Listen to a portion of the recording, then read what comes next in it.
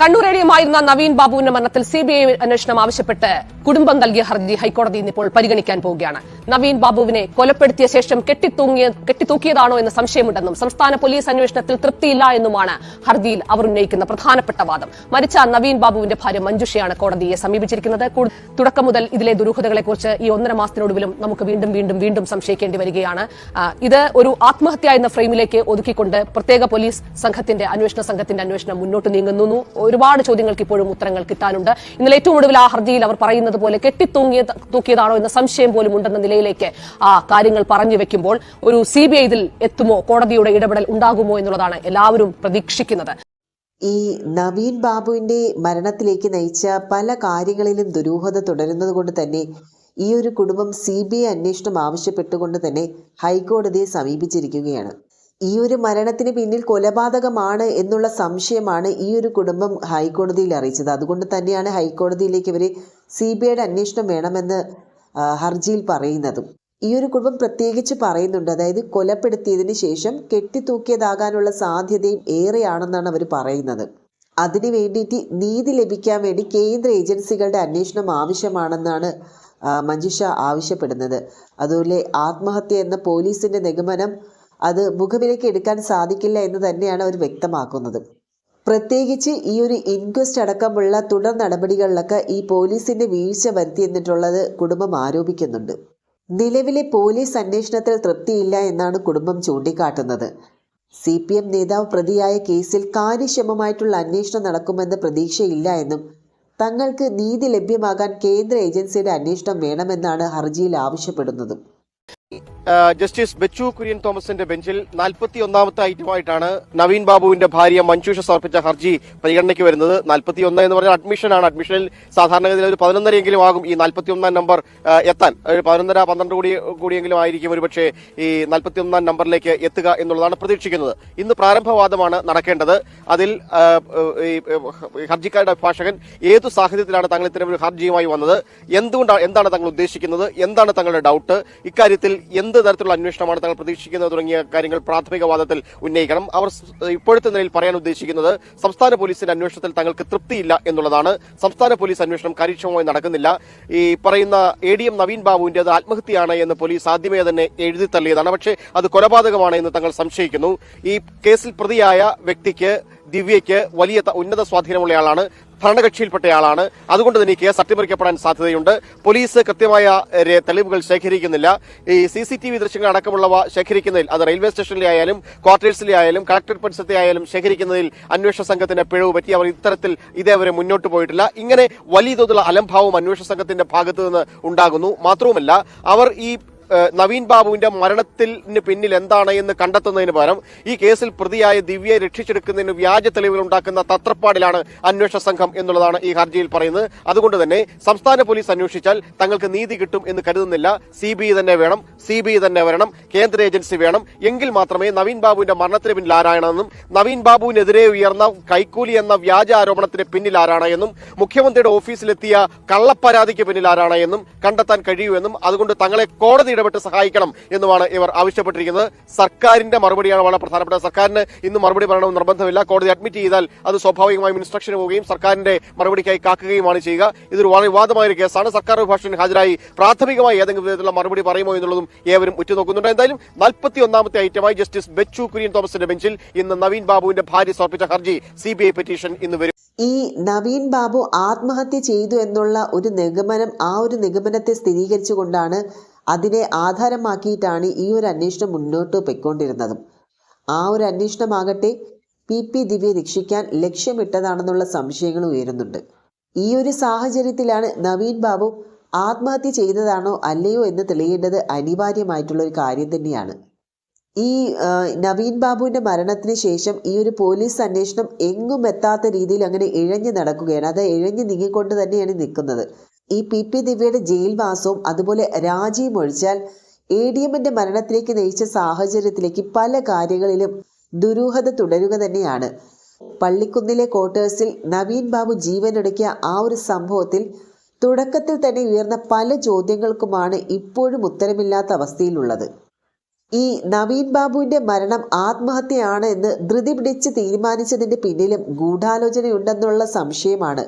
ഈ ഒരു ആത്മഹത്യ തിയറി വിജയിപ്പിച്ചെടുക്കാനാണ് ദിവ്യയെ അറസ്റ്റ് ചെയ്യുന്ന സാഹചര്യം ഒരുക്കിയതെന്നും അതുപോലെ ജാമ്യം കിട്ടുന്ന സാഹചര്യം സൃഷ്ടിച്ചതെന്നുള്ള സംശയങ്ങൾ ഉയരുന്നുണ്ട്. അതുപോലെ തന്നെ നവീൻ ബാബുവിൻ്റേത് ആത്മഹത്യയാണ്, കൊലപാതകമല്ല എന്നുള്ള ഈ ഒരു തിയറി വിജയിപ്പിച്ചെടുക്കാൻ വേണ്ടിയിട്ട് ഇതിന് പിന്നിൽ പ്രവർത്തിച്ചവരുടെ ഗൂഢാലോചനയുടെ ഫലമായിട്ട് തന്നെയാണ് മരണത്തിന്റെ യഥാർത്ഥ കാരണങ്ങൾ അന്വേഷിക്കാതെ അത് മറച്ചു വെക്കുന്നു എന്നതാണ് സംശയം. ഇദ്ദേഹം 3 തവണ ഓട്ടോയിൽ കയറി എന്ന് പറയപ്പെടുന്നുണ്ട്. എന്നാൽ അതിന്റെ CCTV ദൃശ്യങ്ങൾ എവിടെയെന്ന് ചോദിച്ചാൽ അതിനും ഉത്തരമില്ല. അതായത് പോലീസ് ഇതുവരെ ജനങ്ങളോട് പറഞ്ഞതനുസരിച്ചാണെങ്കിൽ നവീൻ ബാബു കളക്ട്രേറ്റിൽ നിന്ന് പുറപ്പെട്ടതിന് ശേഷം 3 തവണയെങ്കിലും ഓട്ടോയിൽ കയറി കാണണം. വൈകുന്നേരം മുനീശ്വരം കോവിലിൽ നിന്ന് നവീൻ ബാബു ക്വാർട്ടേഴ്സിലേക്ക് പോയി എന്നാണ് പോലീസ് പറയുന്നത്. ആ പോയത് ഒരു ഓട്ടോയിലായിരിക്കണം. കുറച്ചു കഴിഞ്ഞ് ക്വാർട്ടേഴ്സിൽ നിന്ന് നവീൻ ഓട്ടോയിൽ റെയിൽവേ സ്റ്റേഷനിലേക്ക് പോയി എന്നും പറയപ്പെടുന്നുണ്ട്. എന്നാൽ സ്റ്റേഷനിൽ ചെന്നപ്പോൾ ട്രെയിൻ പോയതിനാൽ നവീൻ ബാബു അവിടെ പുലർച്ചെ 1:30 വരെ ഇരുന്നു എന്നും പറയപ്പെടുന്നുണ്ട്. അതിനുശേഷം വീണ്ടും ഓട്ടോ പിടിച്ച് പള്ളിക്കുന്നിലേക്ക് പോയി എന്നും പറയുന്നു. എന്നാൽ നവീൻ സഞ്ചരിച്ച ഈ 3 ഓട്ടക്കാരെ കണ്ടെത്തിയോ? ഇത് ഒരു ചോദ്യചിഹ്നം തന്നെയാണ്. ഈ 3 പേരുടെ വിശദാംശങ്ങൾ കണ്ടെത്തിയോ? 3 തവണ ഓട്ടോയിൽ കയറുന്നതിന്റെ CCTV ദൃശ്യങ്ങൾ എന്തുകൊണ്ട് പോലീസിന് കിട്ടിയിട്ടില്ല? ഇവിടെയാണ് ദുരൂഹത സംശയിക്കേണ്ടതും. മാതൃഭൂമി പത്രത്തിൽ ആ ഒരു സമയത്ത് ഒരു വാർത്ത വന്നിട്ടുണ്ടായിരുന്നല്ലോ. എന്നാൽ ആ ഒരു വാർത്ത പ്രകാരമാണെങ്കിൽ നവീൻ ബാബു ക്വാർട്ടേഴ്സിൽ നിന്ന് അല്പം വൈകി ഇറങ്ങിയെന്നാണ് പറയപ്പെടുന്നത്. അതിനുശേഷം റെയിൽവേ സ്റ്റേഷനിലും പോയി. പിന്നാലെ അദ്ദേഹം റെയിൽവേ സ്റ്റേഷനിൽ എത്തിയതിനു ശേഷം അദ്ദേഹത്തിന് ട്രെയിൻ മിസ്സായത് കൊണ്ട് തന്നെ കുറേ നേരം ബെഞ്ചിലിരുന്നു എന്നും അതുപോലെ റെയിൽവേ പാളത്തിലൂടെ അങ്ങോട്ടും ഇങ്ങോട്ടും നടന്നു എന്നാണ് മാതൃഭൂമി പത്രത്തിൽ വന്ന ന്യൂസ്. അതിനുശേഷം 1:30 മണിയോടെ തിരിച്ചുപോയി എന്നുമാണ് CCTV ദൃശ്യങ്ങൾ വ്യക്തമാക്കുന്നത്. ഇങ്ങനെയായിരുന്നു അന്ന് ആ ഒരു വാർത്ത വന്നത്. ആ ഒരു വാർത്ത പോലീസിന്റെ റിപ്പോർട്ടിനെ അടിസ്ഥാനമാക്കാമായിരുന്നല്ലോ. എന്നാൽ അങ്ങനെ ഒരു CCTV ദൃശ്യം പോലീസ് കണ്ടെടുത്തോ? ഈ ഒരു CCTV ദൃശ്യങ്ങളിൽ ഉള്ളത് നവീൻ ബാബു തന്നെയാണോ? എന്നാൽ നവീൻ ബാബു സ്റ്റേഷനിൽ വന്നിട്ടില്ല എന്നാണ് പുറത്തുവരുന്ന മറ്റൊരു വാർത്ത. CCTV ദൃശ്യവുമില്ല, സ്റ്റേഷനിൽ ഇരുന്നയാൾ നവീൻ ബാബുവുമല്ല. ആരാണ് ഇങ്ങനൊരു വ്യാജ കഥ ചമച്ചത് എന്നാണ് അറിയേണ്ടതും. നവീൻ ബാബു റെയിൽവേ പാളത്തിലൂടെ നടന്നു എന്ന കള്ളക്കഥയും അക്കൂട്ടത്തിൽ കൂട്ടിച്ചേർക്കപ്പെട്ടു.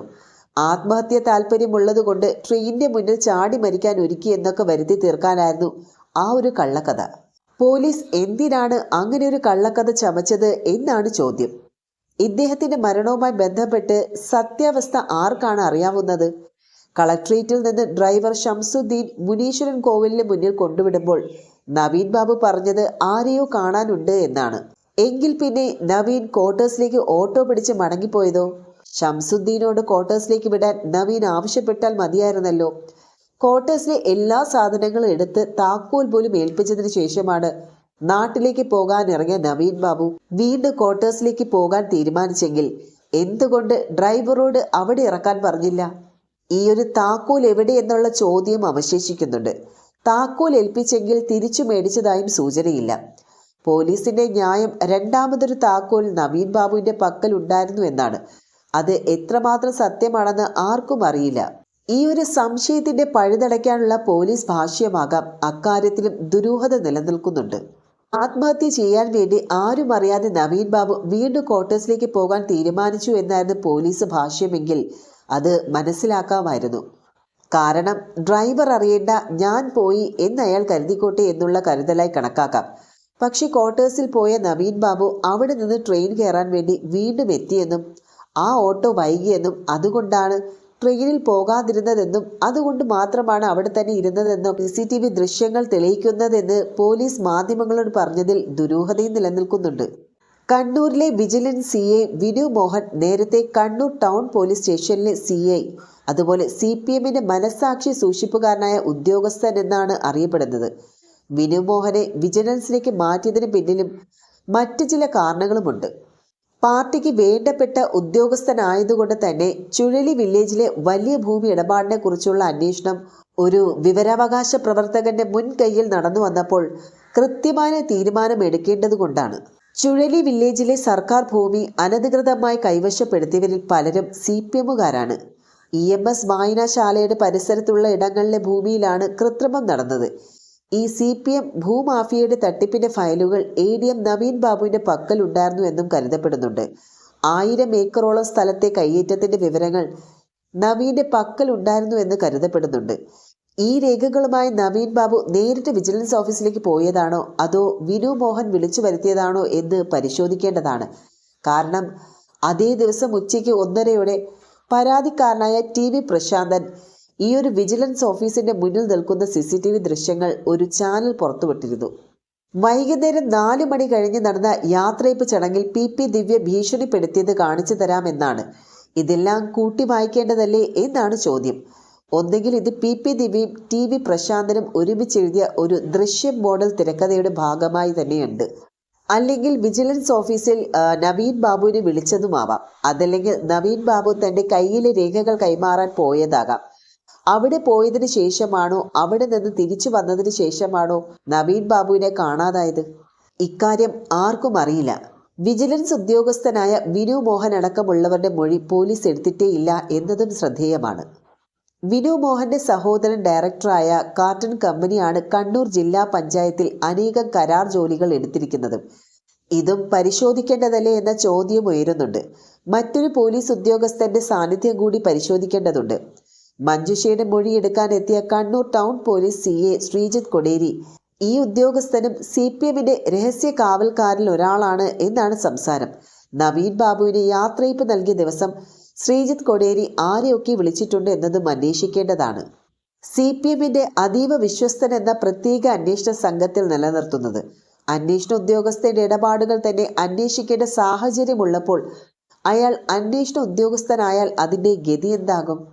1 ലക്ഷം രൂപ കൈക്കൂലി കൊടുക്കാൻ കാശില്ലാത്തത് കൊണ്ട് സ്വർണം പണയം വെച്ചയാളാണ് TV പ്രശാന്ത്. അങ്ങനെ ഒരാൾ എങ്ങനെയാണ് കോടികൾ വേണ്ട പെട്രോൾ പമ്പിനായി പണം മുടക്കി എന്നതും അന്വേഷിക്കേണ്ടത് തന്നെയില്ലേ? പ്രശാന്തിന്റെയും CPMന്റെയോ ബെനാമി ഇടപാടുകളെക്കുറിച്ചും അന്വേഷണം നടത്തിയിട്ടില്ല. മുഖ്യമന്ത്രിക്ക് പരാതി കൊടുക്കുന്നതിന് മുൻപ് വിജിലൻസ് എന്തുകൊണ്ട് നവീൻ ബാബുവിനെ വിളിച്ചു? അല്ലെങ്കിൽ നവീൻ ബാബു വിജിലൻസിൽ എന്തുകൊണ്ട് പോയി എന്നും അന്വേഷിച്ചിട്ടില്ല. TV പ്രശാന്തിന്റെ ഒപ്പിലെ വൈരുദ്ധ്യം എന്തുകൊണ്ട് അന്വേഷിച്ചില്ല? ആരാണ് യഥാർത്ഥ പെട്രോൾ പമ്പിനായിട്ടുള്ള ഈ ഒരു പണം മുടക്കുന്നത് എന്നതടക്കം ഇപ്പോഴും പുറത്തുവരാത്ത ഒരു വസ്തുത തന്നെയാണ്. മാത്രവുമല്ല, ദിവ്യ ഈ വിഷയത്തിലെടുത്ത അമിത താല്പര്യത്തിന് പിന്നിൽ എന്താണെന്നും ഇപ്പോഴും ചോദ്യമായി ഉയരുന്നുണ്ട്. കൈക്കൂലി നൽകാൻ സ്വർണം പണയപ്പെടുത്തി എന്നാണ് പ്രശാന്ത് പറഞ്ഞത്. അത് അങ്ങനെ ഒരാൾക്ക് എങ്ങനെയാണ് പമ്പ് തുടങ്ങാനുള്ള പണം എന്ന കാതലായ ചോദ്യത്തിനടക്കം ഇപ്പോഴും മൗനമാണ് ഉത്തരം. പ്രശാന്തിന്റെ പിന്നിൽ ബിനാമികളിലേക്ക് അന്വേഷണം തിരിഞ്ഞിട്ടുമില്ല. ഈ ഒരു പോലീസ് അന്വേഷണത്തിന്റെ വീഴ്ചകൾക്കെതിരെ കടുത്ത വിമർശനം ഉയർന്നപ്പോഴാണ് കേസ് പ്രത്യേക അന്വേഷണ സംഘത്തെ അതായത് SITയെ ഏൽപ്പിച്ചതും. ഈ ഒരു അന്വേഷണവും യഥാർത്ഥ വിഷയങ്ങളിലേക്ക് കടക്കാതെ വെണ്ണപാളി പോലെ പുറമെ മാത്രമാണ് അന്വേഷണം. അതേസമയം ADMനെ തെറ്റുകാരനായി ചിത്രീകരിക്കും വിധമുള്ള വിവരങ്ങളാണ് പല കോണുകളിൽ നിന്നുമായി ഇടയ്ക്കിടയ്ക്ക് പുറത്തു വരുന്നതും. നവീൻ ബാബുവിനെ കുറ്റക്കാരനാക്കി കേസ് തേച്ച് മാച്ച് കളയാനുള്ള നെട്ടോട്ടത്തിലാണ് പോലീസ്. ഈ ഒരു സാഹചര്യത്തിലാണ് സത്യം പുറത്തുവരാൻ CBI അന്വേഷണം തേടി കുടുംബം ഹൈക്കോടതിയെ സമീപിച്ചത്.